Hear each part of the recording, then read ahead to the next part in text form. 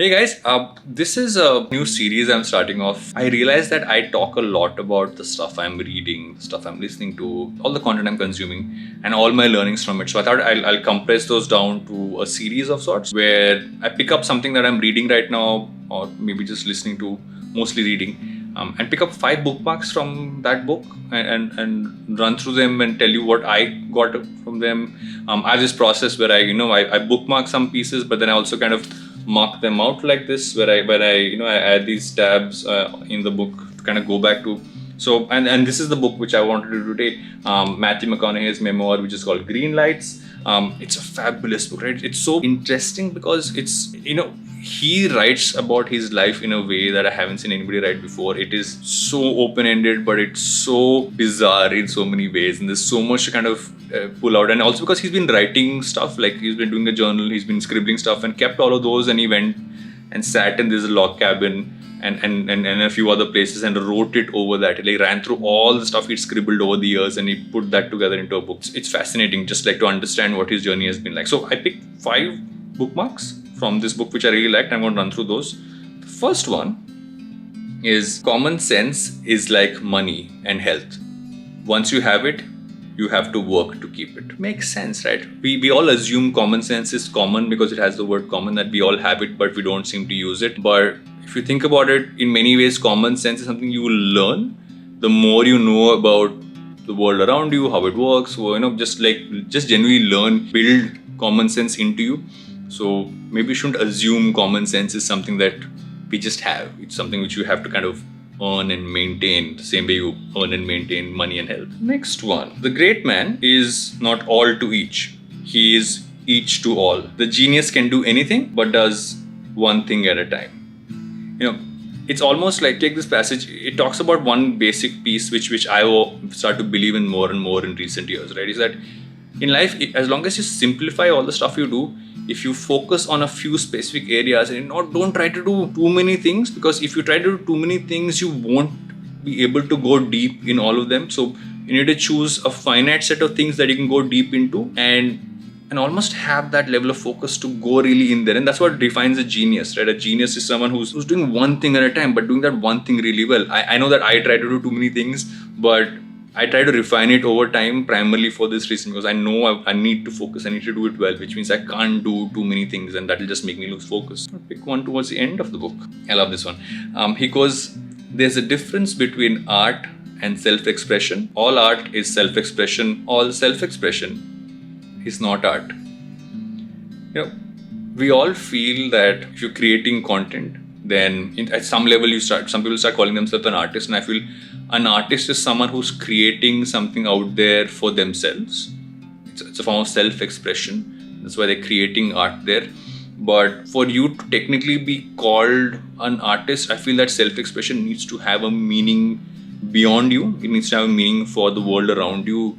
And in a weird way, this connects to content, the whole conversation about content creators versus artists, right? I mean, are all artists content creators? Are all content creators artists? I'm a firm believer that a content creator is not 100% artist. They're part business, part creative, whereas an artist in many ways is largely pure creative. Might not necessarily be true in most cases, but that's how I try to generalize it. That's what I like about this. It really talks about the fact that two things which are in most times connected in being similar don't necessarily equate to each other. So all art is self-expression, but all self-expression is not art. I mean, there are different ways to look at it, I guess. Let me pick another one. Oh, this one is fun. The sooner we become less impressed with our life, our accomplishments, our career, our relationships, the prospects in front of us, the sooner we become less impressed and more involved with these things, the sooner we get better at them. I'm just going to read this one again. The sooner we become less impressed with our life, our accomplishments, our career, our relationships, the prospects in front of us, the sooner we become less impressed and more involved with these things, the sooner we get better at them. Most times we're so happy, right? Oh, I've been able to do this, I have this accomplishment. And you hear this a lot, right? You hear this online, about someone saying, oh, everybody from how you've done well in hacking your way to success, or you talk about this whole hustle culture kind of comes in about saying how I've gotten here.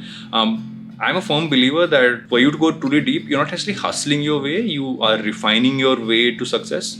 And to refine, you should definitely be humble enough to say that, not everything's perfect. I haven't done anything right. I'm just figuring it out as I go along.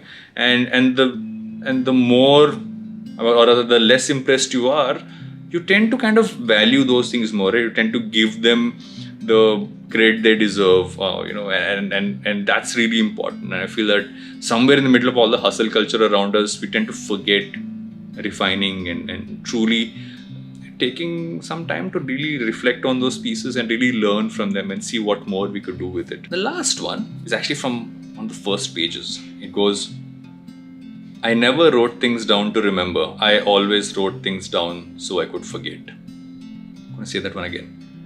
I never wrote things down to remember.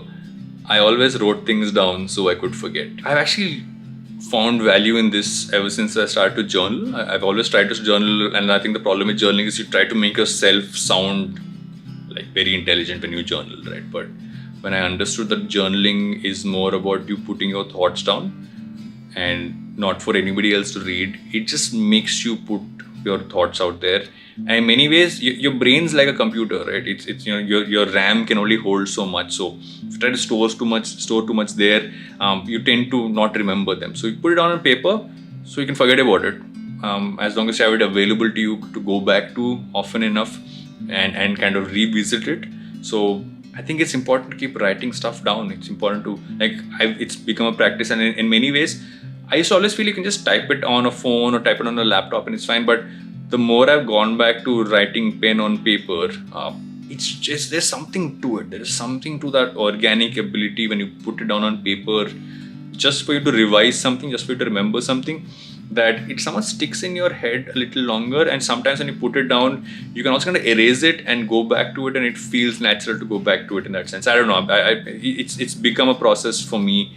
And when I saw this piece about how you write down so you can forget, it's also a good way for you to process something that you're going through, right? Something that you're feeling, and you don't want to mull over it in your head. You want to just put on paper, put down what you feel there. It almost feels like you have been able to speak about it and then get done with it. So yeah, so those were 5 highlights I had from Matthew McConaughey's book, Greenlights.